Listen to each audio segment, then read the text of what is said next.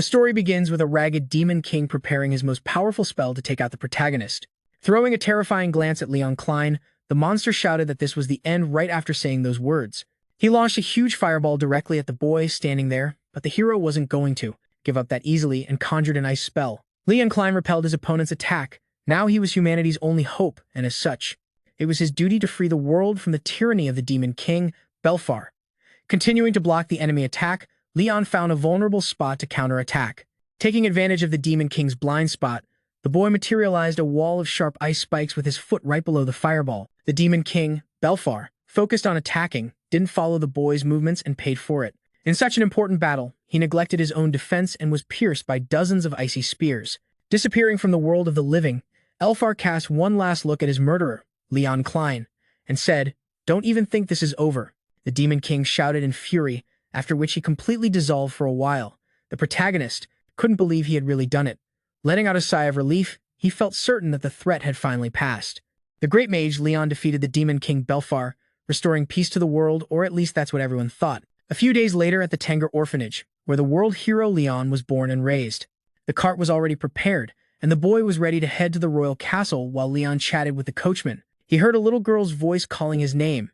A small girl with a teddy bear in her hands ran toward her brother. She asked him where he was going. Kneeling in front of her, the young man explained that he had been urgently called for a mission and asked his little sister to behave and wait for him, gently stroking the girl's head. Leon promised to teach her magic again when he returned. A few hours later, the protagonist entered the throne room of the royal palace. There he was welcomed with open arms by the king himself and by Prince Zark. Kneeling before them, the young man greeted his majesty and commented that it had been a while since they last met. Suddenly, a familiar female voice was heard, surprising Leon. Turning his head, the boy saw Princess Sarah in front of him. He kissed her hand, and the king. He explained that he had summoned the wax princess from a neighboring kingdom specifically for that meeting, to be honest, regarding the king telling him about the hero lion. She would come to the castle. She immediately said she would arrive as soon as possible on purpose. "Your Majesty, why did you summon me today?" the protagonist asked after thinking for a moment. The king said it was about Prince Zark. There was still a cave nearby where monsters appeared. Intrigued by that information, Leon exclaimed that he had already defeated the Demon King. Why had the monsters not disappeared yet? In response, His Highness explained that was the reason. He wanted Leon to investigate the matter. There were also reports that those who entered the cave never returned. Clapping his hands, the king emphasized that Leon Klein wasn't like the others and that even going alone, it would be hard for anything to happen to him. After all, he had been able to defeat the Demon King, so there was nothing to worry about, of course. The protagonist couldn't contradict His Highness. He was obligated to eliminate the factors threatening the peace of the village. He had that obligation, especially for the future of the orphanage kids. Bowing his head to the king, the boy respectfully said he understood everything. He accepted the ruler's request to investigate the case of the monsters in the cave. In return, His Majesty promised the young man that, after the investigation, he would think about his marriage to Princess Sarah. They had recently talked about it. Looking at the embarrassed girl next to him, Leon just awkwardly laughed. The king hadn't changed at all. Marrying a princess was something unimaginable for a man like Leon, and from the looks of it. In the throne room, among those four people, there was someone who clearly disapproved. With a wave of his hand, the king asked the hero to stay in the castle that night, adding that Zark knew where the cave was and would take him there the next morning. The next day, while Leon was loading all the necessary things onto the cart, the prince's voice was heard nearby as he and his knights approached the hero. Zark apologized for making him wait. Extending his hand to the young man, he said with a smile that it would be a pleasure to work with him on that investigation. Leon shook the prince's hand and responded. Soon the two men in the carts arrived at the cave. Zark pointed to a crack in the rock and said to go in. Although the monsters must be inside, watching the darkness tensely, the protagonist suggested to his traveling companion to proceed with caution. The place seemed quite unusual, with huge roots growing everywhere, forming a real system of tunnels. As Leon observed, he felt something strange. Was it the aura emanating from that place, the reason why people who entered there disappeared? Looking at the roots, the young man wanted to warn the prince, Zark, to be careful. Suddenly, the man approaching from behind pierced him silently from side to side in the chest with the sword. The wound wasn't fatal, but for some reason, Leon fell to his knees, unable to move. He immediately realized the blade had been poisoned. Turning around in horror, he saw Zark. Coldly wiping the blood from his sword, the wounded boy asked why he had done that with a look of disdain. The prince explained that this was the place of his execution. Leon had been a nuisance for being too close to Queen Sarah when he was the one who should have been in her place now. The prince planned to make the hero disappear and stage everything as an accident. Furious, Leon shouted that it was absurd and that he wasn't interested in political power. He was just doing the best he could for the kids. That response only made the prince laugh, covering his face with his hand. Zark laughed so hard that his voice echoed throughout the cave. Those kids who were so important to you are no longer here, the prince spoke in a sinister tone. Throwing something at the hero's face, he plunged it in front of him, the torn piece from the head of a stuffed bear he had. His little sister. Not understanding what was happening, Zark explained that the night before, he had set the orphanage on fire with everyone inside. And holding up the severed head of the toy, the prince added that it would only cause more problems if anyone cared about the disappearance of their hero. Looking at his victim with a ruthless smile on his face, he said they could now go happily together to heaven. That's good, right? When the reality of what had happened fell on his shoulders, rage and fear mixed in Leon Klein's eyes before the young man could scream. The prince, who had approached, kicked him in the chest. Still under the effect of the paralyzing poison, Leon was helplessly thrown into the abyss. Thanks for your effort, sir. Hero of justice, Zark said with a mocking smile as he watched him. Falling into the endless abyss, the enraged Leon couldn't utter a single word. All he had left was to accept his impending death. Soon, the young man reached the bottom of the cave, and then a deadly silence reigned. No one knows how much time passed since his fall. But suddenly, a drop of water fell on his face, waking him up. Opening his eyes abruptly, Leon realized he was still in that cave.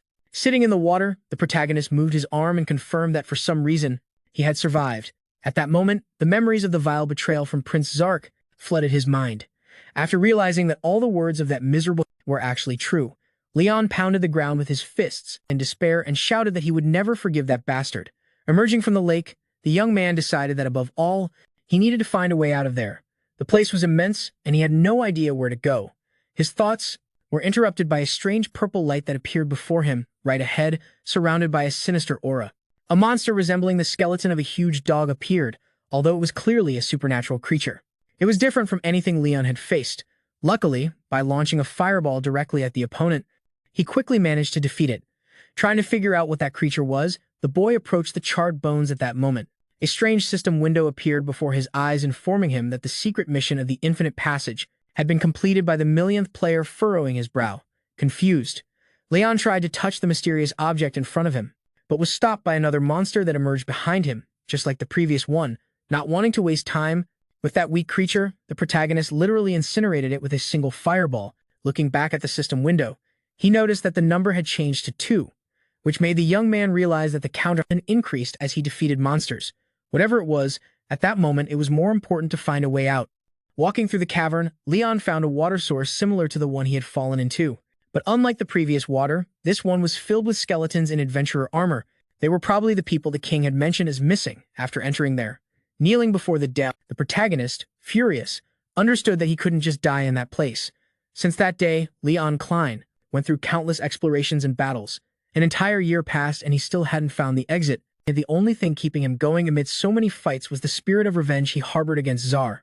A lot of time had passed since then, and with each milestone reached by defeating monsters, Leon learned a new spell. Upon reaching the mark of 100,000 defeated enemies, he received the attribute of black magic. At first, he didn't want to use that ability since he had never heard of it or knew its consequences, but later he realized that it was the power necessary to take revenge on Zark. Finally, 10 years passed since he entered that cavern. Leon Klein had conquered all possible rewards for defeating monsters and completed the secret mission in 10 years. Exterminated 1 million enemies and managed to stay alive after completing the mission. The protagonist began to hear an unknown but pleasant voice that asked him to defeat someone. As soon as the voice made that demand, a sunlight appeared in front of Leon. Covering his face with his hand, he saw an immense golden gate shining. He had no choice but to go through those doors and discover the fate that awaited him. Next, will he manage to return to the surface? And if he does, what will have happened in the world during his absence? Thinking about all that, Leon woke up and felt himself lying face down in the water. Opening his eyes, he struggled to get up, and in the reflection of the water, he saw the face of a man he didn't recognize. Startled, the boy jumped up and turned around, trying to understand where he was. What he saw was inexplicable. The buildings around him looked nothing like what existed in his world. Where the hell did I end up?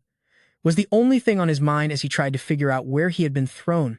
A nearby voice, surprised that he was still conscious, called him by the name Kuroban. A red-haired guy commented that he was pretty tough, like a punching bag. Leon looked confused at the strangers and wondered if they were talking to him. Who were they after all? Clearly irritated, a burly man ordered the young guy to shut up and stop saying those weird things. As he approached, he grabbed the boy's head, who was sitting in the fountain, and started to drown him in the water. The strange redhead advised him to finally wake up since he was still half asleep. Not understanding yet what those bastards wanted from him, Leon decided to defend himself by extending his arms to the sides. He activated the water magic attribute and used the Flood Scourge spell at that very moment. Huge pillars of water shot up from the fountain, throwing the big guy several meters to the side, making him fall to the ground. The strange redhead's butt rolled on the ground. The big guy lifted his eyes and saw Kirobane standing confidently. The one who not long ago couldn't withstand being beaten by a group. What just happened? Did he really just do that? While the henchman asked if everything was all right, Makabe fallen on the ground. He looked into his subordinate's eyes and couldn't believe that was his doing. Muttering in disgust, the big guy decided not to mess with that guy anymore and told his buddies it was time to get out of there. Leon could only watch, astonished at the strangers fleeing, trying to understand what the hell just happened. You unleash so much power, even with your magic suppressed, a mysterious voice asked melancholically, as if coming from the protagonist's head. As it floated in his direction, the violet flame highlighted that he couldn't expect less from Leon Zama. Realizing the young man would have many questions, the flame rose abruptly and suggested they talk somewhere else, trying to stop it. He followed it. Finally, the flame paused and said now that they had arrived there, everything should be fine. After those words, the flying object shone with such an intense light that the protagonist had to cover his face with his hands when the light diminished. He lowered his hands and saw a little girl with blue hair dressed like a sorceress, running towards him and throwing herself into his arms excitedly. The girl exclaimed that it was an honor to meet Leon Zama. Quickly, the protagonist held her by the shoulders and pulled her away, asking who she was and if she could explain what was happening there. The girl apologized and introduced herself as Luna, a messenger of the goddess. Confused, the young man wanted to clarify what kind of messenger. Luna explained that she had simplified her title. More specifically, she was a conduit for the dead. The goddess's messenger explained that Leon had really died when he was pushed off the cliff in that cave. Now he was in a different world from the original. He had possessed the body of a boy from that world through the goddess's power after receiving so much new information about Leon. It was hard for him to accept what had happened and calm down. Luna tried to apologize for dropping all that on him at once, acknowledging that it was impossible not to be confused in a situation like this. The boy just smiled and said it was fine. He had already organized everything in his head, observing the goddess's messenger. The protagonist wondered why his master had brought him to that world. The young girl with blue hair was about to answer when suddenly, a bright green light appeared in front of Leon and Luna. A huge green gate emerged, similar in size to the one Leon had passed through when he left the dungeon last time. Extending her hand toward the boy, the goddess's messenger commented that the portal had appeared at the right moment and would help answer his question. Leon, mesmerized by the gate, couldn't imagine what awaited him on the other side. As soon as he passed through the doors, he saw something he hadn't witnessed in over a decade, the creature he had fought before. Even after becoming the world's hero of his world, there was no doubt. The monster charging at him was an ancient servant of the Demon King Belfar. It was Great Saurus, an insurmountable enemy with an extremely powerful magical barrier. 10 years ago, Leon Klein took more than 3 days to defeat that beast in his original world. Now, he had no choice but to face it again. But before Sir Leon entered the battle, Luna advised him to use his new magic and promised that victory would be easy. Quickly guessing what she meant, the boy activated the dark magic attribute. At the same time, Great Saurus was already advancing, ready to devour him with its powerful jaws. As Leon let the black mana flow through his veins, a terrifying aura formed around him, reaching the monster. The protagonist used the ability, Blessing Break, and in seconds, Great Saurus's almost invincible barrier shattered completely. Leon had never dreamed of such power in the past. After losing its impenetrable defense, the monster tried to flee as fast as possible. However, blessing removal wasn't the only thing black magic could do. With a single movement, Leon conjured the spell Death Claws, piercing the enemy's neck. Great Saurus fell dead at his feet. The fight lasted less than 30 seconds. The creature that had once been almost as powerful as the Demon King was quickly defeated. Luna exclaimed joyfully, congratulating Leon Sama on the victory. The protagonist, shocked, looked at his hand wrapped in shadowy energy, unable to believe he possessed such power. While the goddess's messenger celebrated her idol's victory, Leon remained still for a while, staring at Great Saurus's body. Shortly after, he looked at the excited girl and asked, "Why the hell didn't you tell me about this power from the beginning?" The boy murmured, looking at her with disdain. Luna apologized and said it was better to see it in practice. He sighed deeply, realizing how much that power differed from what he used before. Leon affirmed that he understood the situation if he had been transported there. It meant that the Demon King Belfort would also come to this world, praising the boy's cunning. Luna explained that the gate they had recently passed through was formed due to the influence of the Demon King. In case the boy decided to leave, however, the world he was in could end up being destroyed by those monsters. Faced with this, the protagonist realized it was no surprise the goddess had assigned him a guide and had brought him to this world. Still, Leon wondered if it was Belfar's fault he had been called there. Looking up, the boy saw a flag with a familiar emblem waving nearby. It was the same one he had seen in his original world. A tattoo with that same design was on Zar's palm. Didn't that mean that Miserable had also come to this world? Thinking of this, Leon was overwhelmed by uncontrollable rage. Luna wanted to comfort the boy, but suddenly saw something that could interfere with her future plans. While apologizing to Leon, the goddess's messenger quickly disappeared to avoid causing him trouble. A woman's voice approached the boy from behind. When the girl turned to him, Leon looked at her, puzzled. The stranger greeted him and asked for a moment of his attention. The young woman asked if there was a portal nearby.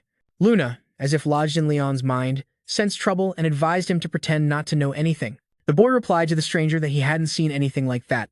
The girl, thoughtful, commented that it was strange since she could swear she felt the presence of a portal. Then, looking more closely at the boy's face, she remembered. The young woman asked if he wasn't the same student who used to hang out with those delinquents. Leon tried to respond, something, but the stranger just bowed and apologized, saying she tried to stop them but realized too late that there was nothing she could do. Smiling, the boy replied that it wasn't something she should apologize for. Leon didn't know who that girl was, but he immediately found her honest and quite straightforward. Confirming once again that she hadn't seen any portal, the young woman said goodbye to him, saying she needed to return to the dormitory. After she walked away, Luna reappeared and commented that the girl was incredible for being able to sense the presence of the portal. Moreover, Leon had now discovered the flag of that group. Their destinies would inevitably cross again soon. While the enchanted goddess's messenger said this, the protagonist just watched her, confused, not understanding what she was talking about. Sometime later in the dormitory, when Leon approached his room's door, he saw a pile of papers with insults stuck to it. He sighed heavily, staring at that offensive display while his classmates watched.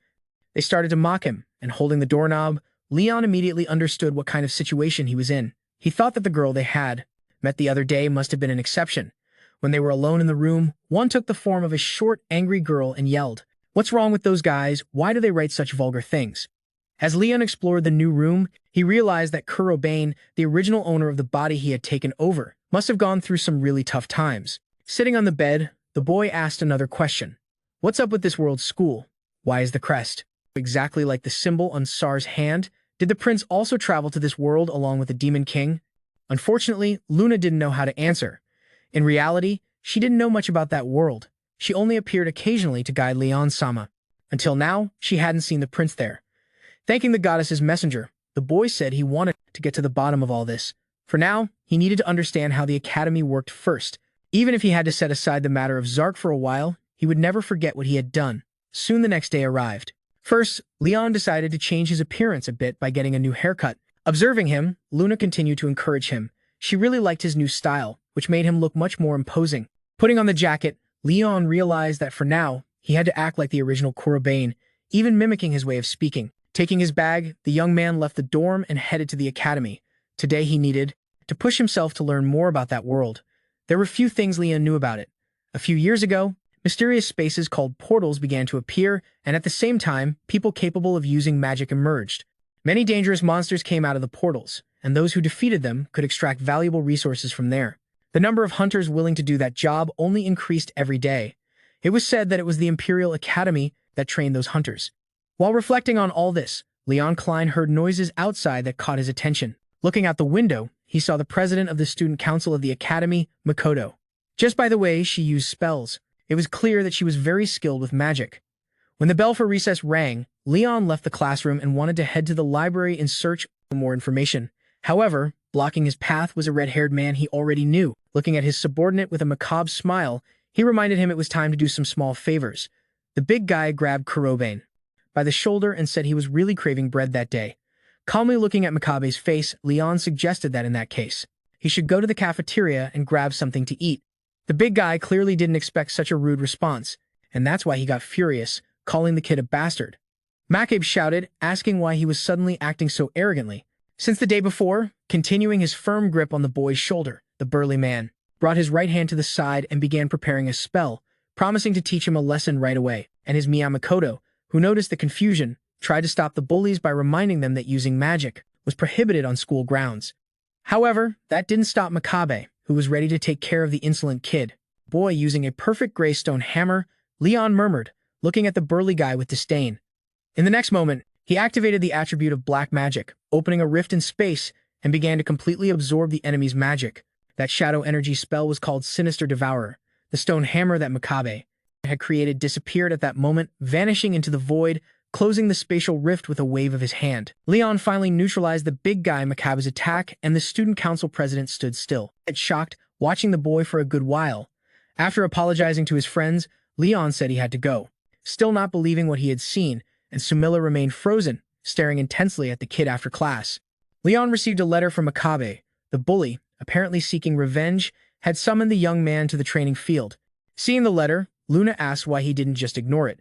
Leon, on the contrary, was firm in saying he wanted to accept the challenge. After all, it would be good to clear some obstacles from his path. Quickly changing his mind, Luna also got excited about the idea of taking down that insolent kid, but Leon just shot her a look and asked her to stay hidden. By the end of the afternoon, at the outdoor training field, Makabe didn't expect the useless Kurobane to actually show up there. The big guy's first question was about what had happened that afternoon, without a clear answer from the young man. The bully offered him a one-on-one fight. Makabe thought that kid needed to learn a lesson, if he kept acting that way. After accepting the fight, Leon added a condition. If he won, the big guy would never bother him again. Clutching his face in anger, Makabe shouted that he didn't understand what was happening. That guy had him shaking in fear just yesterday. The bully barely shoved him, telling the big guy to shut up. Leon signaled for him to start already. Irritated, Makabe agreed to begin and immediately ordered his henchmen. The two bullies prepared spells and moved in from both sides. They were almost on top of him, but Kurobane was still standing still, doing nothing, laughing with an evil grin. Makabe yelled that he had lied when he said the fight would be one-on-one. "I knew you'd do that," Leon replied calmly after saying that. He opened his arms to the sides and spread his fingers towards the advancing enemies. In the next moment, he activated the attribute of black magic and cast the *** Mirror of Negation *** spell. The attack magic that had been conjured to injure him was reflected back at the assailants with just a few gestures. Both were completely incapacitated. All Makabe could do was stand there, dumbfounded, waiting for his fate. Apologizing to the big guy, Leon said he would never again allow himself to be caught off guard. And more importantly, he had no intention of forgiving anyone who tried to attack him like that. After explaining that to his dense opponent, Leon began to concentrate dark energy in his hand and walk slowly in his direction. Astonished, Makabe still couldn't understand what was happening. Magic could be divided into 4 categories: wind, water, fire, and earth. What kind of magic was that guy using? Trembling in fear, the big guy asked Kurobane how someone as useless as him could wield such power. "Useless, huh?" Leon repeated with hatred, glaring mercilessly at the bully. "I can't believe you still dare to underestimate someone in a situation like this." Desperate, Makabe extended his arm and tried to launch a fireball at the kid, but he didn't even notice Leon Klein approaching him. His movements were too fast for the human eye. Once next to his enemy, Leon placed his hand on his neck and struck him with dark magic, knocking him out. Makabe didn't want to accept what had just happened. How could he lose to someone like that? That kid. Soon after, the big guy finally fainted, and Leon managed to dissipate the dark energy surrounding him. Luna appeared in front of the young man and commented that the ability to deprive others of mana using dark magic was quite useful. Feeling that, Leon reflected that it was unlikely that guy would bother him again. Anyway, he was satisfied that everything had ended without major consequences. Just as he said that, a loud crash echoed from somewhere, followed immediately by a siren, alerting all the academy students to evacuate. Sitting in front of the microphone, the student council president announced that a portal had appeared near the academy's training area, and the threat level was classified as red category. It's the highest danger level. Upon hearing the siren, students rushed out of classrooms and dorms. Running down the hallway, he informed everyone to avoid fighting the monsters while evacuating to the city. The girl herself had to start sealing the portal immediately, but one of the teachers stopped her and informed her that the principal had ordered nobody to handle red category portals.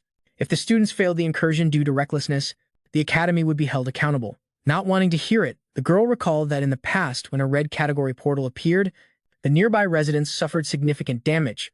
The reason students attended that academy was precisely to learn how to deal with that kind of situation, so she couldn't do anything but immediately seal that portal. With its emergence, monsters began to pour out. Those who were nearby were the most unfortunate.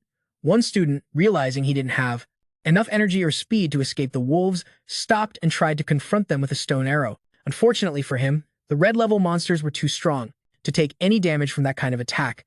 If no one had been nearby, that boy would have been the first victim of the creatures that escaped. He was very lucky that Izumi Mikoto didn't back down and ran to his aid. With some precise ice spear shots, she pierced through all the wolves attacking him. She was one of the few students at the academy capable of facing such powerful enemies. Approaching the scared boy, Izumiya asked if he could run, then advised him to seek help from other classmates and get away from the portal. There were still students there that needed to be evacuated, and the area was very close to the city. In that case, Izumiya had no choice. To avoid unnecessary sacrifices, she would have to defeat the master of that portal. Leon and his guide watched from afar as she defeated the monsters and entered the portal. With a thoughtful look, the protagonist asked Luna what they should do to close that portal. The answer was obvious: defeat the monster controlling it, usually called the boss. To this, Leon suggested they go there immediately, but Luna warned him that while the dark magic was incredibly powerful, it consumed a lot of mana. Advancing could be extremely dangerous. The protagonist, however, wasn't intimidated. He explained to the goddess's messenger that his actions were motivated by no one other than himself. Still, he couldn't ignore such a threat, as he knew from life experience that the devastating consequences of inaction in situations like this. Leonzima is truly an amazing person, Luna said with a smile as she approached the entrance. The protagonist suggested they hurry, and after that, he and the goddess's messenger jumped together. Meanwhile, Izumiya Mikoto continued her battle against the monsters in the fire caves within the portal. As expected of red category creatures, the fight was anything but easy. Just when she was about to reach her limit, a flaming serpent emerged behind her. Startled, Sumilla quickly realized she wouldn't have time to dodge.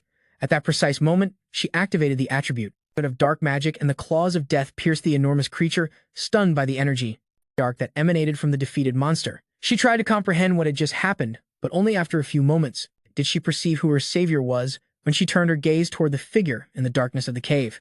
She recognized her classmate, Urobin, a mere errand boy for a group of bullies who had now entered a portal of red category and saved the student council president. Approaching him, and still in disbelief, Sumilla asked if her eyes were deceiving her. Jumping onto the tail of the dead creature, the boy replied he was glad she hadn't been hurt.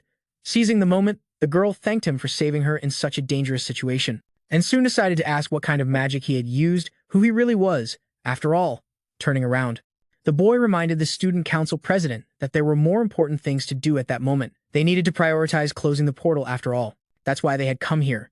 Not agreeing with him, Izumi asserted they should move on while walking beside the boy. The girl took another look at the defeated serpent. She had heard of a student named Kurabane who even placed last in the academy's training battle. That was indeed a fair note for him, but then, how could he be capable of using such powerful magic? She decided not to let that distract her at that moment and continued, running with the boy further into the dungeon inside the portal. Soon the two were surrounded by monsters from all sides. Without hesitation, the student council president cast the water prison spell, capturing all the monsters in an immense sphere of water. She began to drag them toward a single point, trapped. Unable to breathe, the enemies were neutralized and the students were able to advance. Leon couldn't help but be impressed by that magic. He expected nothing less from the academy's top student. After a while, the ground beneath their feet cracked and an earthquake began. A huge one-eyed stone golem emerged from a pile of rocks. The creature immediately. He tried to attack the lion, but he dodged the blow effortlessly. Jumping back and extending his hand, the boy. He activated the dark magic attribute again, using the skill blind blade against the enemy the next second. The giant creature had transformed into nothing more than a pile of stones. Seeing this, Izumilla immediately realized he had aimed directly at the monster's weak point, its eye, defeating it with a single attack. That wasn't just due to his unique magic. He activated it quickly and used it with extreme precision, acting like a skilled warrior fighting monsters. For decades, the two soon arrived at the place where the final boss of the dungeon awaited them. Ready for a fierce battle, Kurabane asked his companion if she was ready. After her affirmative answer, the boy and Izumilla crossed the entrance to the master of the portal's chamber. Their enemy was none other than a lava dragon. Even textbooks classified that creature as an extremely dangerous monster. Seeing the majestic creature before her, Izumilla froze. Her companion brought her back to reality, warning her to be careful and explaining that the lava dragon had constantly attacked them with both fire and its tail, using distance. They had barely finished discussing the plan when the enemy was already preparing its first attack. With its mouth open, the monster unleashed a powerful jet of plasma at the intruders, melting everything in its path, and Sumilla managed to dodge the enemy's first attack. But she didn't react immediately to the tail strike her partner had warned her about. By some miracle, she escaped once again without getting hurt. Everything was happening just as Kurobane-kun had said. Taking a good position, the girl launched an ice spear, aiming directly at the face of the lava dragon. However, she discovered that ice wasn't an effective weapon against its magic.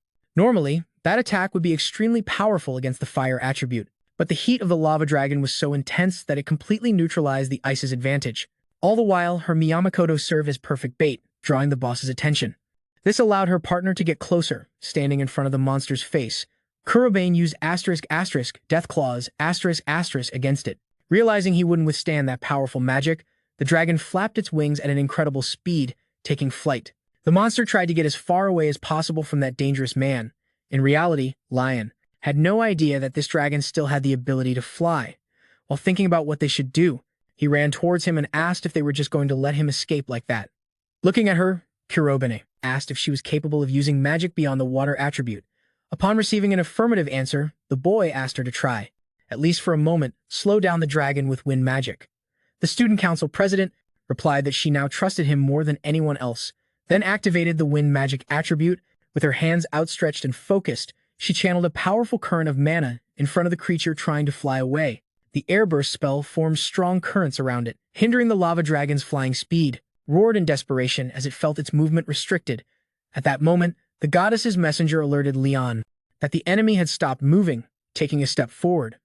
The boy activated the dark magic attribute and cast the Abyss Ruler spell. The body of the lava dragon was wrapped by hundreds of shadowy butterflies. Waiting for the exact moment, Leon snapped his fingers. The butterflies, clinging to the monster from all sides, began to shine intensely, still trying to escape the wind currents. The dragon roared even louder. The next second, there was a deafening explosion in front of that stunning sight. Izumiya covered her eyes with her hands to protect herself from the blinding light. When the smoke from the explosion cleared, the two students saw in front of them the image of a defeated lava dragon. As usual, the euphoric Luna began to praise her beloved Leon, commenting that she expected nothing less from him. "You did it," she said.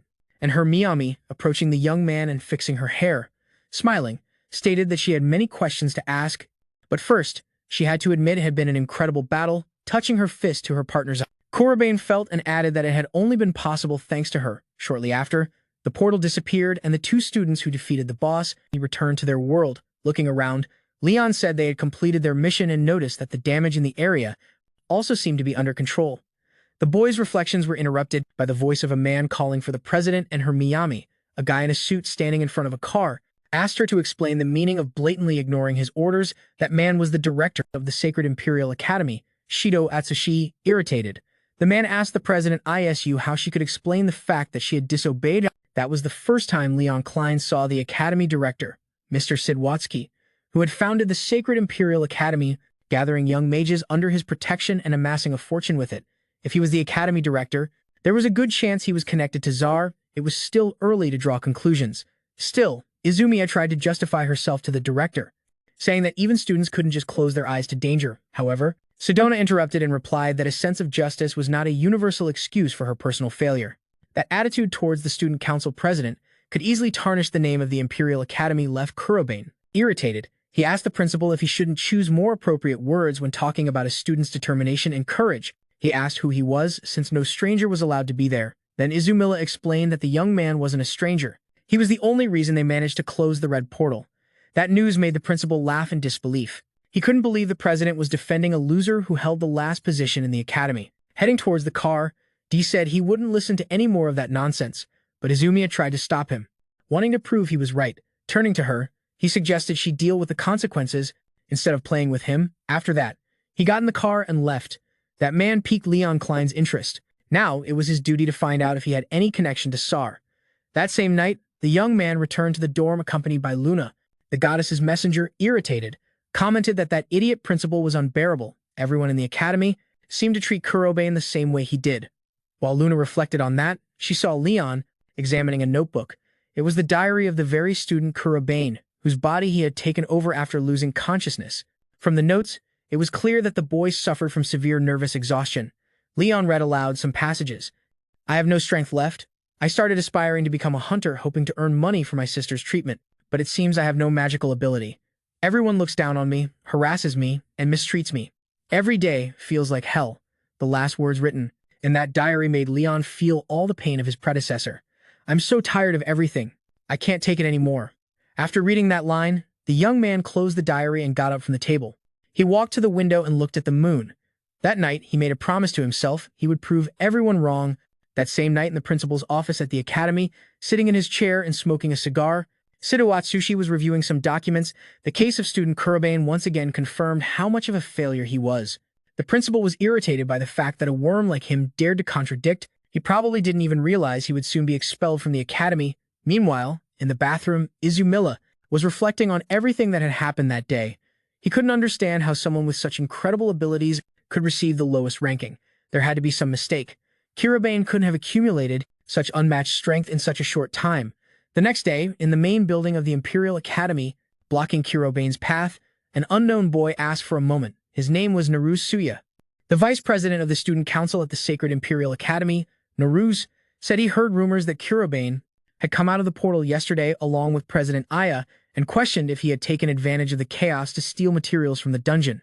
And she was telling everyone that the guy had helped her. But knowing his nature, everyone thought she was just trying to cover for Kurobane. People like him had no right to bother President Leon, who was starting to get annoyed with the arrogance of the glasses guy. He tried to explain that he just wanted to close the portal, but such words coming from someone who never won a single training battle throughout his entire time at school didn't inspire confidence, while Naruse claimed not to be that naive. The two were interrupted by President Iya, who called out to Kurobane, saying she was looking for him. Determined not to prolong the discussion, the vice president warned the guy to stay out of the way from then on. Before leaving, he reminded the president that they had a commitment after lunch and Sumila. He then asked a nearby guy if Naruse had said anything. Kurobane, for his part, asked him not to worry and questioned why she was looking for him. He found out that the director had asked her to take him to him when they entered the office of Mr. Sidhu. Without even looking at them, he immediately ordered that the worst student be expelled from the academy, and Sumila was about to protest. But Sidhu turned sharply and interrupted her, saying that the reason was simple, throwing a token at the guy. He started his monologue. Practice of magic, lowest grade, no victories in training battles since enrollment. A student without talent for magic had no future. That decision was one more act of mercy. Hearing the director's accusations, Kurobane crouched down, picked up the token, and to stay in the institution, he suggested simply proving his strength. There would be a series of training fights that month. Knowing that, Kurobane proposed an agreement to the director. If he won all the fights, the expulsion order would be cancelled. Sidhu was initially outraged, but seeing the token on his desk, he suddenly calmed down. One of the fights was scheduled for the 31st, and Kurobane would have to face none other than Naruse. Out of mere compassion, the director accepted the reckless proposal of the worst student. He was absolutely confident that this loser would never defeat the vice president. With that agreement, however, Leon Klein could take the first step to clear Kurobane's name and start the search for the damned czar that very night. In the student dormitory, upon arrival, Leon Klein pulled out a sheet of paper and showed it to Luna. They looked thoughtfully at the document. When they had left the director's office, Sumila tried to convince him to back out of the bet, saying it wasn't fair to be expelled just for having bad grades. Kurobane's true abilities were undeniable, but Izumilla remembered that Vice President Naruse. He was also powerful in response. Kurobane just thanked the president for worrying about winning all the battles. If it were enough to cancel the order, it would be a small price to pay. Plus, he had already decided he would make everyone regret it. After hearing the whole story, Luna commented that she still didn't understand why Leon was so eager to stay in the academy. The boy explained that his reasons were simple: to track Zark. It would be better to stay inside the academy and observe from within anyway. Leon was almost sure that the director, Sid, and Zark were somehow connected. He also speculated that maybe Zark was the one who had possessed the director. However, Luna warned him that it was unlikely. If someone from another dimension were nearby, she would feel it. The boy agreed, noting that they both had very different atmospheres when Leon said that. He noticed that Luna suddenly looked sad. The little girl commented that she felt down, realizing that it was the goddess's will for him to carry such a heavy burden. But Leon reassured her, explaining that on the contrary, he was grateful if this was an opportunity to fight against Belfar, a threat to an entire world. Granted by the goddess herself, then so be it. Therefore, her messenger, Luna, didn't need to worry. Leon's words comforted her. She convinced herself that the goddess had made the right decision by choosing him. The boy closed the conversation, suggesting they rest before the training battles the next day. Excited, Luna agreed, exclaiming that the next day they would beat that unpleasant director. They would wipe that arrogant smile off his face, drowning him in defeat. Soon the next day arrived, and it was time to start the training battles. Seeing that his opponent would be the weakest student in the academy, the brown-haired boy laughed, eager for a quick victory. The crowd cheered him on, yelling not to be ashamed and to shove that loser's face in the mud. Kurobane didn't bother to respond and just sighed heavily. As soon as the signal for the fight was given, the brown-haired boy advanced, advising the worst student to get ready to go to the infirmary. He waved his hand and shot a blast of air magic at him, but the next second, his opponent disappeared right before everyone's eyes. Surprised by the power of his spell, the brown-haired boy suggested. That he probably just sent the guy flying. "I'm right here," came a grim voice behind him. Using earth magic, Kurobane launched a burst of stone directly at the student's chest, who turned around, startled. The victor of the first match was decided in less than a minute. The underdog of the Imperial Academy defeated a student who was ranked 23rd in the rankings. No one could follow his movements or the speed with which he cast the spell. It was just incredible. He didn't even need to use dark magic, but against that opponent, it wasn't necessary. Kurobane's strength was already starting to catch everyone's attention in all the following fights. The worst student keeps crushing his opponents with practically no resistance. "The winner is Kurobane." That phrase was heard from the referee's mouth just seconds after each match began. The principal was furious. He couldn't believe that the damn loser who had lost completely all the matches until then was now on a winning streak. Could it really have been him who sealed the portal? Read on that occasion while Shido Atsushi questioned this. A knock resonated at the door. Naruse entered the office and asked the principal if he had called him. It was. Then he remembered the vice president, that his last opponent in the training matches would actually be a student named Kurobane. The principal wanted Naruse to fight with all his strength. They couldn't let that rookie leave. Undefeated, the vice president told the guy not to worry, explaining that there was no chance, not even theoretically, of losing to a weakling like that. Naruse was watching Kurobane's matches closely. That guy only used earth magic. Yeah, the other students lost, but the vice president was sure that wouldn't work against him. Naruse managed to convince the principal that there was no reason to worry and left the office. To him, Sidhu was exaggerating. What was the importance of that Kurobane guy anyway? There was no chance of losing to someone like him. Soon, Kurobane's second-to-last fight ended. The audience couldn't understand what could have happened to that boy in that month. He had won all the battles, handing him a bottle of water. The student council, president, and IA commented that everything was going according to plan. Only one opponent remained for the bet to be completely fulfilled. However, that could be the toughest fight. After some matches between other students, the time for the final battle arrived before it began. Naru commented that his opponent had incredible luck that day. Unfortunately for him, that luck would end there. In response, Kurobane explained that it wasn't about luck. He won because he needed to win. And that night, he not only expected to surpass the vice president, he was sure he would. Such insolent words enraged Naruse. Taking a combat stance, he said he wanted to see Kurobane talk after being face down on the ground. The stands were full. Everyone was eagerly waiting to see the second in the ranking crush the former worst student into the ground. The signal for the fight was given. To be honest, something troubled Naruse about that guy. How could someone from the lowest levels suddenly awaken like that? Was he planning to hide his abilities from the beginning? And then grabbing attention with consecutive victories seemed ridiculous. Now, the vice president would show his true strength. Activating high-level wind magic, he created a magic bow and tensed a lightning arrow, and the next second he shot the projectile. It split into 3 arrows and advanced at incredible speed towards Kurobane, who activated the earth magic attribute. At that very moment, raising a stone wall, he blocked the enemy attack. All the arrows crashed against the barrier and disappeared. Naruse couldn't believe what he was seeing. How did that guy manage to block a lightning attack even while using high-level wind magic? Even though he had the attribute advantage, the power difference should have compensated. Anyway, he couldn't panic at that moment. According to his observations, that guy should only be able to use earth magic.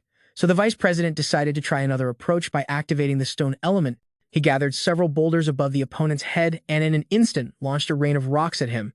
But to his surprise, Kurobane showed powers that no one had ever seen him use. With the wind attribute, he dispersed the vice president's attack with a gust of air. The stones fell to the ground, leaving Naruse perplexed. He didn't know that guy could use wind magic. At the same time, the stands erupted in cheers. No one could expect that the former worst student would be able to counterattack a spell from the vice president. He had already used 2 different attributes in that fight. Normally, very few mages mastered more than one attribute in battles. That's because it would take a long time to master an additional one. Managing to use it with such skill was incredible. At that moment, Izumila realized how enigmatic he was. Kurobane-kun with disdain, Naruse asserted that he was sure his opponent shouldn't be able to use anything other than earth magic. Kurobane, for his part, asked the vice president if he was underestimating others too much, jumping to conclusions. As typical of arrogant and careless people, the vice president may be skilled in magic, but with that attitude, he still has a long way to go. That part of him is still immature. Irritated by such arrogant words, Naruse told his enemy that he was the one who shouldn't rush. The only people he truly recognizes are those with ability, and in the entire academy, the only one he recognizes is the president and Sumila. He tried to get as close as possible to the president to become someone worthy of being by her side. He hopes to reach the top of magic. That's why he wouldn't let any scraps think for a second that they were equal. After explaining this, Naru prepared another spell to attack. Turns out the vice president was a specialist in the water magic attribute. He concentrated all his professionalism and impressive power into that spell, and directing the magic against his opponent, he immobilized him. Freezing his feet to the ground, he immediately used a technique called situs, directing a stream of water into the sky and freezing it. Instantly, the wind magic couldn't block that attack, not even a wall. A magical earth wall would simply freeze too, so Naruto's victory seemed practically guaranteed. At least that's what he thought until a flame erupted inside the block of ice, a mana. A terrifying mana began to accumulate at the point where Kurobane was, and in just a few seconds, the boy had already moved his arm. Using his flame to extinguish the enemy's entire spell, using 3 attributes with such skill was almost impossible for an academy student. Despite that, Kurobane had no intention of stopping. He didn't limit himself to just 3 elements. He created a block of ice with several sharp spikes above the enemy's head, clenched his fist, and the frozen blades. Shot straight at Naruse, who tried to defend himself. The vice president couldn't believe that guy actually knew how to use all the attributes, plus each element's mastery was almost perfect. In the end, Naruse couldn't withstand such power. The ice needles pierced his defenses, dealing critical damage. When the attack ended, he fell to his knees, powerless. Approaching, Kurobane decided to give the adversary some advice. If he really plans to reach the top of magic, he must keep looking forward and focus on what he needs to achieve, but even then, there will still be much out of reach. Those words made Leon remember once again why he was fighting. He had things to fulfill. Who in the world asked for that? Naruse thought, scared, looking at the boy after hearing that. He suddenly got up and tried to charge at the enemy. His strength quickly abandoned him. The final fight was won by Kurobane that same night. At the Imperial Academy, the director slammed the table hard, crumpling Kurobane's file in his hand. How can such an incompetent possess all 4 attributes? It's impossible, he thought, recalling Izumila's words. That only thanks to Kurobane they managed to close the portal. No, that can't happen. Rising from his desk, he took his cell phone. Damn you, Kurobane, I'll get your expulsion no matter what, the director murmured, while dialing a number after winning the fight against the vice president. Leo managed to convince Sito to revoke the expulsion order. Now the only question was how he should proceed. The boy wanted to ask the director about everything, but he had traveled for work. In other words, his initial task was to block the portal. Maybe this way he could lure those tied to Belfar out of their hiding spots with their own strength. Now he needed to discover to Belfar and get them out of their hiding spots with his own strength. Now he needed to figure out exactly who he was going to capture the next day. Leon went to the academy for classes after the next lesson. A strange man entered the classroom. That stranger immediately caught his attention by writing his name on the board, Hashiba Kisuk. He announced that he had been appointed to take over that class and explained that it might be unexpected news, but it was an order from the superiors. The new teacher was really handsome, so he immediately caught the interest of all the girls. However, Leon visibly tensed up for some reason. At lunchtime, conversations about the recent training battles continued among the students. Some were convinced that the fights had been staged. No one could believe that the worst student had beaten the second best in the ranking so easily. Meanwhile, a girl approached Kurobane, who was eating lunch alone, and asked if she could sit next to him. That girl was the president. Izumila, sitting in the empty seat, commented that he had done a great job during the training battle. It had been a truly spectacular fight. Plus, Izumila wanted to thank him for what he had done for Naruse. He was really frustrated after the fight, but Kurobane's words managed to reach him. By the way, Izumila still couldn't forgive the director. In his opinion, the director's mistrust was completely irrational. When Kurobane asked if Watsuki had always been like that, the girl revealed that the director was a former seeker. There were recent rumors that he had some shady connections. This last sentence piqued Leon's interest. Their conversation was interrupted by the television, which started broadcasting news about the recent incidents near the Imperial Academy, indicating that the portals were appearing more frequently. Fortunately, so far, they had all been closed quickly. However, people had to stay alert. That's why the news urged people without magic to keep away from the portals under any circumstances. While watching, Leon remembered what Luna had recently told him. If he went beyond the portal from where he had come, this world could end up being destroyed by monsters. There was no way he was going to let Belfar do whatever he wanted. He was just about to deal with something related to that and decided to ask Izumila. Not long after, it was already dark outside, and Leon and the goddess's messenger, they were in a deserted street in the city. The boy had decided to patrol to see if a portal would appear this time as well. He had recently closed all the portals that emerged in the region as soon as they manifested. The fact that he did all of this in secret thrilled Luna. While the messenger said this, another portal opened in front of the boy. This time it happened really fast. Now it was Leon's turn to clear the green category portal. Once inside the dungeon, the boy looked around. This time, the place he found himself in turned out to be a sea of trees. Since visibility wasn't good there, Luna asked the boy to be cautious as he advanced. Leon exterminated the monsters one by one and eventually reached the deepest area of the dungeon. But to both of their surprise, there was nothing there. At least that's what Luna thought at first. While she was distracted, a monster appeared behind her and grabbed her by the shoulders, dragging her away from her companion. The creature was already ready to devour the poor girl. The goddess's messenger, for her part, started to resist and shouted that she wasn't something meant to be eaten. Seeing the scene, Leon told Luna to hold on and raise his hand, activating a dark magic attribute. In the next second, shadow needles pierced the wings of the monster, and the creature had no time to react. Just before another spell suddenly emerged beneath its feet using deadly claws. Leon finished off the enemy, impaled by several sharp spikes of black magic.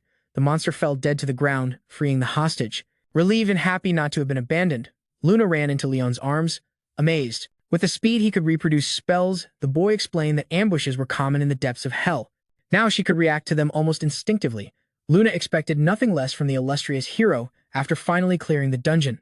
They both exited the portal and closed it, lucky to finish everything before the portal caused damage to the surroundings. While they carelessly chatted about their adventures, a rain of sharp stones materialized out of nowhere in a sudden attack. Leon dodged to the side with a jump and raised his head, trying to identify who had cast that spell against him. It was then that he saw a mysterious silhouette standing on top of one of the tall buildings. The masked man was surprised that the boy had managed to perceive his position. He realized he would have a lot of fun in this hunt since the enemy seemed quite skilled. Leon asked Luna to hide immediately. When the girl disappeared, the boy asked the masked assassin who he was and why he was hunting him. The assassin had no intention of responding, but instead suggested the boy try his fireballs. Leo had no choice but to dodge the attack again. That move impressed the assassin, but it still wasn't enough. He could create fireballs with incredible speed, and as long as the boy was in a difficult position, he wouldn't be able to escape. The attribute of dark magic was activated. A shadowy crack emerged in the path of the fireballs. In a matter of moments, Leo had no trouble absorbing all the projectiles launched at him. The assassin had never seen magic like that, but he had no right to let his target escape. But before he could do anything else, deadly claws suddenly formed beneath his feet, surprisingly. He still managed to jump to the side. However, he didn't come out unscathed. The assassin realized that the boy wasn't using the same magic as before since the information about the target had proven false. He decided to abandon the scene immediately. Coming out of her hiding place, Luna asked the man if he was okay. After he affirmed, Leon stayed there for a while. Trying to comprehend what had just happened, back in the dormitory, they both began to speculate. It was still early to say who that killer might be, but at least Leon would now be able to track their movements. It was very possible that the killer had a connection with someone from the academy. Next time, Leon would personally capture him and extract every piece of information he could. The next day, the boy returned to class. He couldn't stop thinking about the new teacher. When class ended, Professor Hashiba Keisuke approached Kurobane. The man said there were rumors that the boy had closed the red portal by himself. Kurobane replied that unfortunately, the academy director didn't believe that had really happened. However, Hashiba Keisuke insisted that he believed him. He also said he had seen Kurobane fight in the training battle the other day, putting a hand on the boy's shoulder. He added that he was eager to see how he would prove himself in the future. Then he walked away with a sinister smile, implying he was the villain of this story. The next day, the killer's target headed back to the portal. Today, the masked man sought revenge against the boy for the injury he had received the day before. He had let his guard down yesterday, but he wouldn't make the same mistake twice. Besides, with that artifact in hand, he believed he wouldn't lose. After just a few minutes, his target came out of the portal. How a simple student had managed to close a green portal so quickly? Well, that no longer mattered. The killer would still win. Taking a communicator, he ordered an immediate advance. Several hooded men appeared in front of Kurobane and directed all their power at the target. A powerful explosion of mana covered the middle of the street. Watching it all from the top of the building, the killer laughed sinisterly, boasting that his job there was done. Over the radio, he ordered his subordinates to check the body, just to be safe. However, the next second, screams of panic echoed through the communicator. Running to the edge of the roof, screams of panic echoed through the communicator as he ran to the edge of the roof. The assassin saw the bodies of his subordinates lying on the ground. This can't be. How could a human survive such a massive explosion, he thought. Still, he believed the kid didn't know where he was hiding. He decided to calm down, but then he heard Kurobane's voice behind him. The assassin, overwhelmed by fear, asked how he had found him. The furious kid explained that he had a partner when they came out of the portal. He asked him to look for something suspicious. After a brief explanation, Kurobane activated the air element with a swift hand motion. The wind ripped the mask from the stranger's face, and oh god, who could have imagined that? It was the butler. Yeah, sorry, twice. In short, the protagonist had already deduced long ago that Hashiba was the killer. When the man asked the boy how he knew, Kiribane replied that he noticed during yesterday's and today's classes. The teacher used different hands to hold the chalk. The boy immediately concluded that the reason was the injury he suffered on his right arm. During their first battle, besides that, he discovered Hashiba had been a former hunter. He also learned about the guided fire attack he used yesterday. It was literally a technique he specialized in during his secret mission. Extending his arm forward, Leon called out to Hashiba, "Have you found your determination? Why did you attack me?" Hashiba let out a loud laugh upon hearing that, praising Leon for discovering his identity. However, he made it clear that Leon was just a student and warned him not to act rashly. Right after, Hashiba unleashed a massive storm of fire, leaving Leon cornered with no way out. Hashiba claimed he had already slaughtered thousands of monsters with that magic and warned that Leon would die by the same attack. Hashiba launched his fire magic at Leon, but the boy remained unfazed and said there was nothing about magic he didn't know. Leon resisted Hashiba's spell and decided to show how fire magic should be used correctly. Then Leon released an attack called Crimson Flame. When the fire approached Hashiba, he was shocked because that spell was the highest level of fire magic existing. However, Leon said he was mistaken. In reality, the spell he had just used was only considered intermediate fire magic. Hashiba got furious upon hearing that and yelled at Leon. Ordering him not to mock him, Leon began to walk towards Hashiba with his dark magic activated. He said that the 1,000 monsters Hashiba claimed to have killed were nothing compared to the over 100,000 he had defeated. Leon grabbed Hashiba by the neck, draining his mana. Hashiba screamed in pain as he realized his energy was being drained. He tried to move, but his body refused to obey. Finally, Leon defeated Hashiba, and Luna chose him. Leon wasn't done with him yet. Keeping him trapped, he asked if it had been him or who had given the order to hunt him.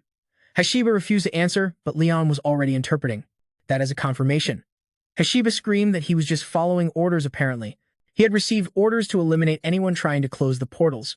Then Leon understood that whoever closes the portals is the target. That proves Sidhu was really on Belfar's side. However, Leon was confused about why Sidhu would have created an institution to train mages. Leon had his doubts, but not about Sidhu being Belfar's subordinate. He knew Sidhu wouldn't do anything. Even if he turned Hashiba over to the authorities, that's why he decided to keep him imprisoned, hoping Sidhu would start acting rashly. Leon was ready to expose everyone involved with the Demon King. Meanwhile, Sidhu was with someone of a higher rank than him. He entered the house, feeling a chill down his spine, and bowed to the unknown man who was savoring his drink in a chair. The man demanded that Sidhu present his report. After hearing it, he praised him for the good work. Then, he revealed to the boss the issue that was bothering him, mentioning that there was a student who suddenly started to show extraordinary results as if he had become a different person. He added that Leon could use 4 attributes right away. Sidhu told the boss that he had already sent an assassin to deal with the situation. However, the boss of Sidhu said he was interested in the story. He stood up, looked at the sky, and a dark and terrifying aura filled the atmosphere. The boss believed the student could become a big problem, but Sidhu assured him that his assassin would take care of it. However, the boss didn't believe he would succeed, since Hashiba hadn't shown any signs. Sidhu didn't want to believe it. He quickly took out his cell phone and tried to contact Hashiba, but he couldn't reach him. He didn't want to accept the reality that Hashiba had been defeated. He wondered how Leon could have beaten Hashiba of all people. The boss of Sidhu then stated that the only remaining option was to use the students as bait. The man opened a chest on the table and pulled out a ring, tossing it to Sidhu and telling him he was free to proceed with the next phase of the experiment. Sidhu seemed satisfied. Finally, they would move on to the next stage, which was the real reason they were gathering the mages. The big boss commented on how things would get even more interesting, and to spice up the situation, he said he was willing to open the black portal. The next day, Sidhu called Leon to his office and apologized for how he had treated him. He told him not to worry about his sudden change of attitude, claiming he had overcome his own sentimentality. Sidhu told Leon about the recent increase in the appearance of portals, and because of that, he wanted him to accompany Mikoto in closing them. Leon replied that this would lead them to patrol the areas where the portals had been appearing lately. He accepted the task, and Sidhu said he was counting on him for a good job. Leon and Sidhu shook hands, but Leon knew the other was scheming something and decided to play along until he figured out what it was while they greeted each other. A dark aura manifested, but Leon didn't notice it. Upon leaving the office, Leon called Mikoto to the rooftop and explained the situation, making it clear that they were about to fall into a trap. He said this was linked to what he had asked her to investigate. Leon mentioned that he didn't know if Sidhu had discovered anything about him or not, but it was clear that Sidhu had no good intentions. Mikoto said Leon should have rejected Sidhu's request, but soon realized they couldn't just leave the portals open. Leon then reassured her, saying he had a plan. The plan only involved him, so he would be the only one patrolling. However, Mikoto refused to let him go alone, saying she couldn't just stand by and watch the nation be destroyed. Luna sensed that Mikoto showed no signs of backing down, and Leon had no choice but to accept his help. Leon told Mikoto they would go out at night, then he asked Mikoto if he wasn't afraid of the monsters that lived in the portals. Mikoto admitted he was scared, but didn't want to just stand by, watching as dark forces threaten the world. That was one of the reasons he had become a mage. Leon realized Mikoto was acting just like he did in his past life, when he set out to defeat the Demon King. Mikoto added that he trusted he would have strength to fight as long as he was with Leon. Suddenly, a black portal opened right behind Mikoto and sucked him in. Leon was shocked to see a black portal in front of him and felt the sinister pressure emanating from it. Without hesitation, Leon quickly decided that saving Mikoto was the top priority. Meanwhile, Saito was watching everything from his office and laughing maniacally, commenting that he had successfully set the trap. Apparently, the boss of the black portal was very powerful and cunning. It was a monster that fed on mages with a lot of mana. The boss was excited to see how Leon planned to defeat the creature. Just as Leon was about to enter, Luna stopped him. She pointed out that the portal looked extremely dangerous.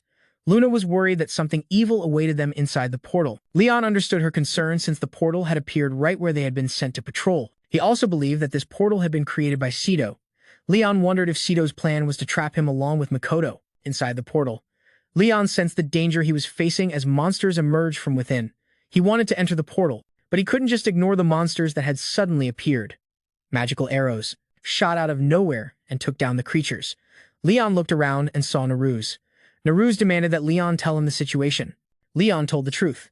Mikoto was trapped inside the black portal. Naruse's mouth dropped open in shock upon hearing that, but soon more monsters appeared. Leon said they needed to face them first. However, Naruse insisted he would handle the monsters. As Leon entered the portal, he thanked him for the help and moved forward. Naruto admitted to himself the harsh truth, that Leon was truly the best person to rescue Mikoto. He then faced the monsters, shooting his magical arrows as he entered the portal. The first monster Leon encountered was a lava dragon, considered a boss level in a red portal. However, Leon wasn't worried at all. He activated his dark magic and conjured a sword, slicing the dragon in one blow. Shortly after, more dragons appeared before him. Leon didn't hold back and began exterminating the monsters with his magic. Meanwhile, Taito watched everything from his office. Shortly after, Leon reached the deepest part of the portal. Luna noticed he looked exhausted and asked if he was okay. Leon reassured her, saying there was no reason to worry. He assured Luna he had faced much tougher battles in the past and that this was nothing for him. Luna acknowledged that Leon was right. The only goal was to rescue Mikoto. Mikoto finally woke up and realized the monster was tightly wrapping around her. The creature looked terrifying and seemed to be draining her mana. Mikoto feared what would happen if such a monster were released into the outside world while she was trapped. She also worried if Leon had managed to escape safely. However, she soon understood that Leon was not someone who would run from a fight. Realizing this, she decided she couldn't give up either. She tried to use her fire magic to free herself but noticed her power wouldn't activate. Then, she understood the monster was draining her mana. At that moment, the creature opened its huge mouth full of sharp teeth, ready to devour her, but Leon arrived just in time. Mikoto smiled upon seeing him, knowing he would definitely come to save her. She contacted her boss, informing him that she had managed to open the portal. Without any difficulties, she thought Leon's end had come, and that they would use him as food for the monster. Luna informed Leon that the tentacles holding Mikoto were draining her mana. Leon admitted it was the first time he had seen a monster like that. Nothing like it even existed in his other world. However, he was not willing to give up in the face of adversity. He prepared to attack the monster. It attacked with a tentacle, but Leon managed to dodge it. Noticing how destroyed the ground was after the impact, he realized it would be fatal if it hit him, so he had to be extremely careful. Leon decided to attack the main body of the creature, using his dark magic to destroy the enemy's tentacles. Luna thought the fight was over, but Leon corrected her. They were still far from the end, because the main body remained intact. Immediately after, the monster plunged its tentacles into the ground and one of them emerged behind Leon. Thanks to Luna's warning, he managed to escape in time, although he suffered a slight cut. Mikoto screamed in fear, but Leon reassured her, saying he was fine. He was having difficulty predicting the creature's movements since it was his first time facing something like this. One of the tentacles tried to surprise him again, but Leon cut it with his shadow sword. Without hesitation, Leon continued advancing against the monster, cutting its tentacles repeatedly. Luna was worried because Leon had been fighting non-stop since he entered the portal and she thought he was about to run out of mana. To make matters worse, Mikoto was slowly dying in the enemy's grip. Luna knew Leon would have trouble if he tried to attack the main body since the tentacles would end up bringing him down. Still, Leon took a deep breath and charged forward at high speed, activating his dark magic, the blinding, and managed to restrain the monster's tentacles. Then he reached the main body before the creature could react, and Leon cast another spell. Gloomy, the blind blade unleashed several beams of energy against the enemy, giving him the chance to reach its eyes. When he was face to face with the creature's eyes, Leon launched another shadow spell. The Lord's Force, and the attack pierced the monster's body. Reducing it to the last atom, Mikoto fell freely from the creature's grip, but Leon caught her. Before she hit the ground, she slowly opened her eyes, and Leon asked if she was okay. Mikoto. She replied that she was happy he had come to save her, but she was in shock after receiving the notification that the portal had disappeared. Sweat ran down her face in disbelief and fear. Sidon refused to believe Leon had defeated the Lord of the Black Portal. At that moment, he put his hand in his pocket to take out the ring his boss had given him. He planned to confront Leon alone. But suddenly, Leon appeared behind him. With a terrifying and furious appearance, Leon was irritated because Sidon had dragged Mikoto into that fight. Sidon froze in fear, but Leon made it clear that there was no forgiveness for someone as wicked as him. Leon told Sidon that he had left a mark on his body using a special level spell. That mark allowed him to teleport directly to where Sidon was. Sidon was shocked to hear that. It would be the first time he saw magic capable of something like that. Leon then warned Sidon it was his turn to answer questions. He asked if he was responsible for summoning the Black Portal. Leon told Sidon not to bother lying because he could clearly see that he had used the equipment behind him to open the portal. Leon was furious because Sidon had created an academy of wizards. He asked why he would do something like that. Sidon smirked maliciously before answering. He said the academy had been created as a food source to fill the stomachs of the monsters living in the portals.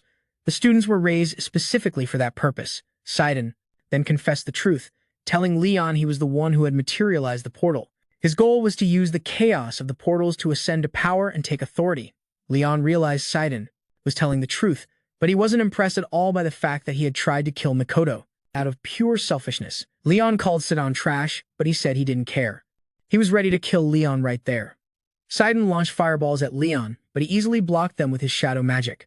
Even Sidon was surprised since it was the first time he witnessed something like that. He couldn't believe his magical attack had simply disappeared upon touching Leon. Leon then mocked Sidon, telling him to use his best attack against him. Sidhu was surprised because Leon looked exhausted but was still bragging. Sidhu prepared another fiery attack, making sure there would be nothing left of Leon when it hit. Sidhu launched the attack toward Leon, but to his complete surprise, Leon absorbed all the flames. Right away, Leon used a shadow spell to reflect the attack back at Sidhu. He was hit by his own spell and screamed in pain.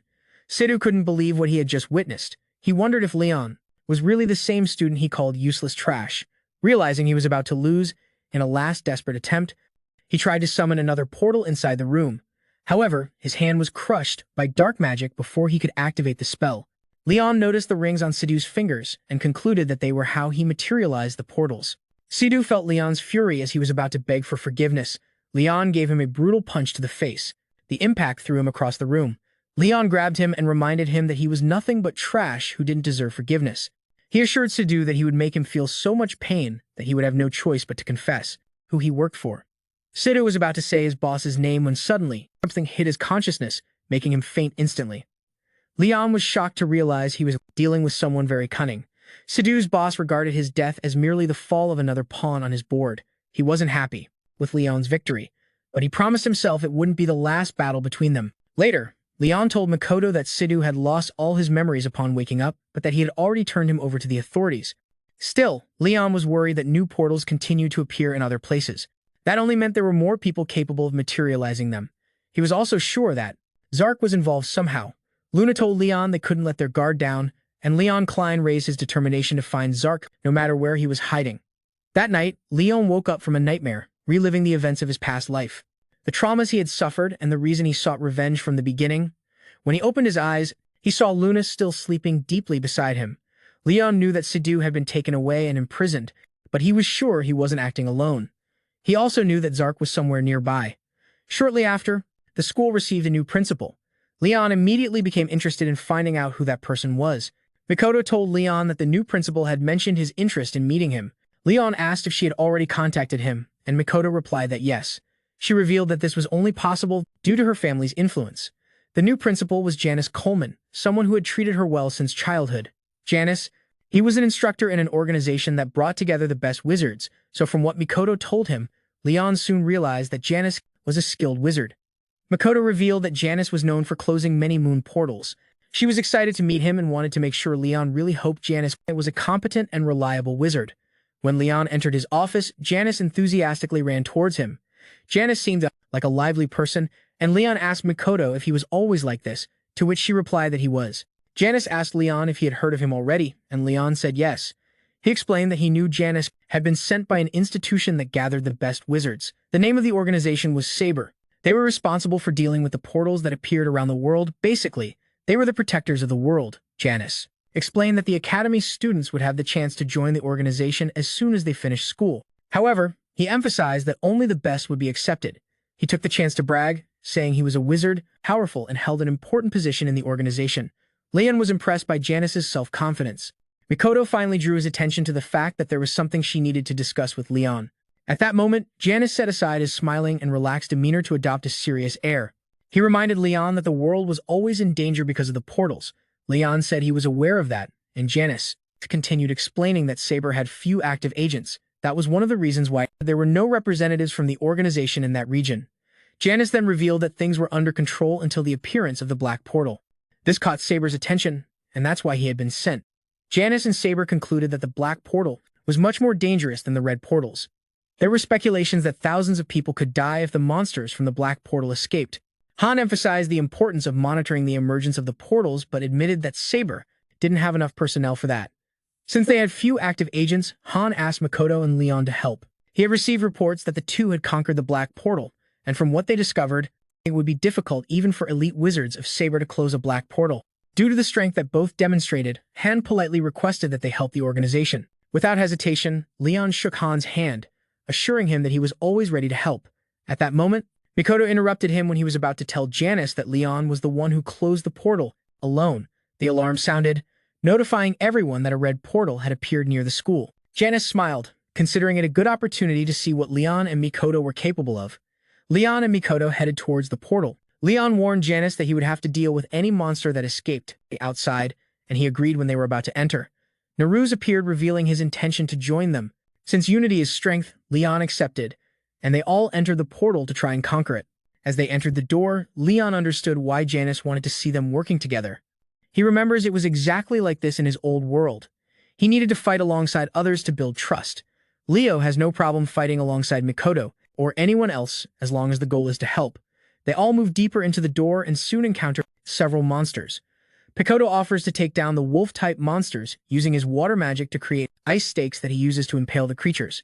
One of the monsters escapes and almost reaches him, but Leon intercepts it and takes it out, while helping Mikoto. A golem almost catches Leon, but he shouts to Naruse to attack the creature's eyes. Naruse shoots his arrows at the golem's eyes, defeating it. Then they find bat-type monsters, and due to their large numbers, Leon decides to face them, using his darkness attribute magic to eliminate them all at once. After clearing the area, Mikoto and Naruse apologize for being too slow, but Leon assures them they did really well. At that moment, Naruse asks Leon about the darkness magic, since it was the first time she saw it. Naruse asks Mikoto if she had witnessed it before, and she replies yes, but is also curious. Leon finally decides to explain the magic he used. It's called darkness attribute.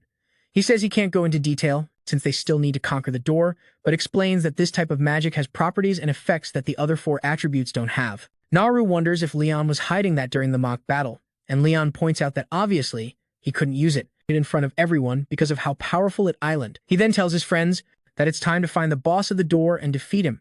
Mikoto can easily read Leon, and with everything she's seen, she knows that he trained hard to get to this point. She wonders if there's a reason why Leon pushed himself to the limit. Mikoto is sure there's a reason behind it, and wonders if she'll ever hear what it island. They arrive at the boss room, and this time they find a crystal dragon. Leon remembers that in his past life, the dragon had extremely tough defenses, making the fight very difficult. However, now he had support in this world. He tells Mikoto and Naruse that he's going to rely on them to give him cover while he faces the dragon, asking them to attack the creature's legs from behind. The moment Leon starts running toward the dragon, Koto and Naru immobilize the creature with ice magic, giving Leon the chance to draw his weapon. With that, he cuts off the dragon's head in one strike, conquering the gate, and when it closes, they find Janice, who is already waiting for them. Janice reveals he's proud of the group for exceeding his expectations. Leon realizes that Genesis took care of the monsters that escaped outside, but for him, that was no inconvenience at all. He considers the monsters he faced to be easy compared to those the group defeated at that moment. Leon tells Han he needs to share something since they'll be closing gates together. Leon and his friends decided to form a clan. Leon asks Han to let them take charge of the gates. Genesis is surprised to learn that Leon and his friends decided to form a three-person clan with the sole goal of closing gates. It's revealed that there were never any students. They're forming a clan for the first time, but since the trio is strong, an exception will be made. Genesis is impressed by the idea and tells Leon that he and his friends are free to do what they want. He also assures them they don't have to worry about classes. Since he has all the authority, he'll turn the clan's conquests into their grades. Leon thanks Janice for the help. With that, the trio forms their own clan. Later, Leon calls Naruse and Mikoto, showing them a map detailing the locations of the gates he has already closed. He wants them to analyze the map to see if they can identify a pattern. Naruse is surprised and impressed to see the number of gates Leon closed just at that moment. Mikoto and Naruse realize that Leon was responsible for closing the gates that no one knew how had been shut. Naruse admits that the feat is impressive but also risky. Surprisingly, Luna agrees with Naruse. Mikoto then mentions that now they all are part of the same clan. Naruse tells Leon he doesn't need to do everything alone anymore, and Leon agrees with him. Then Naruse talks about the frequency of the gates, revealing that the monsters emerging from the gates aren't the only problem they have to worry about. Apparently, magical essence flows out of the gates when they're open. That essence can be good for mages, but it's lethal for non-magic users. Mikoto reveals there will be many victims if one day the magical essence overflows into the country. Leon then tells his friends they'll need to patrol at intervals to ensure they prevent any victims. That night, the trio heads out to start the patrol, and as they walk, they see some sable mages. Leon remembers what Han had said about bringing more men to closely monitor the area. Suddenly, Leon and his team hear a gate opening 5 kilometers southwest. As the mages rush there, Leon and his team follow as well. Upon arriving in the city, they perceive that the monsters had already wreaked havoc right in front of them. A monster tries to devour a child, but Leon cuts it down using his dark magic. The child and his mother thank Leon for the help. Before long, the sable mages arrive at the scene. Leon then suggests letting the mages handle the cleanup outside while he and his team prepare to conquer the gate. Before entering, they decide to talk to the mages first. After a brief conversation, the mages reveal they already have a team that went in but can't contact them. Naruse asks if there's no rescue plan for the mages, and the answer is no. Apparently, the mages were busy. Dealing with the monsters that escaped from the gate, evacuating the citizens also became their top priority. Leon then tells the mages they're going into the gate. The mage tries to stop them, claiming they're just students, but Genesis arrives in time and orders them to let the trio in. Janice praises the team in front of the other mages, highlighting how brave they are. The trio enters the gate, and to their surprise, everything is shrouded in fog, impairing visibility. Even so, the team is ready to conquer the gate. Leon motivates his team to give it their all since it would be their first time conquering a gate as a clan. Soon, they find several dead monsters defeated by the mages of Sable. They continue down the path, hoping the mages are safe. Leon is worried, because the gate boss seems strong, but he still wants to save everyone. As they move forward, Mikoto trusts that they will all make it out alive. Since Leon is with them, both Naruse and Mikoto want to prove their worth, so he won't be the only one carrying the weight of the team. Meanwhile, the Sable mages are struggling against the gate boss. They tried fire and water magic, but the monster manages to block everything, and 2 of them end up injured while protecting the weakest member from the monster. It's about to finish them off when Leon and his team arrive. Leon cuts the monster's tentacles with his magic, saving the mages from Saber. The mages are shocked to realize that Leon and his friends are just students. Mikoto assesses the monster and discovers it's a slime type, and its weakness is usually in the core. Mikoto and Naruse move in to try to defeat it, but the monster tricks them and traps them. It's about to finish them off when Leon sees. He's forced to activate his darkness attribute magic. Leon's magic manages to free Mikoto and Naruse from the trap. However, the monster proves to be even more dangerous. Leon then takes on the responsibility to defeat it, energized by the darkness magic. He cuts down the monster in a single blow. The mages are impressed and start applauding Leon once the portal boss is defeated. The portal closes, and everyone returns safely to the human world. The mages from Saber thank Leon and his clan for the help. Without them, the subjugation team would have perished. However, Leon doesn't think they should thank him. Since they only did what was necessary, the leader of the subjugation team apologizes for underestimating him. Thinking they were just students, everyone recognizes the effort of the clan, leaving Luna very proud that night. She tells Leon how great his achievement was. The mages from Saber were so happy to have been saved, that they even invited Leon to join them when he graduates from the academy. At that moment, They hear a knock at the door, and when they open it, they discover it's Mikoto. Leon is surprised to see her so late. He worries and asks if there's anything he can do for her. Mikoto's face turns very red as she tells Leon she would like a moment of his time. Thank you all for taking the time to watch this manhwa. Sincerely appreciated.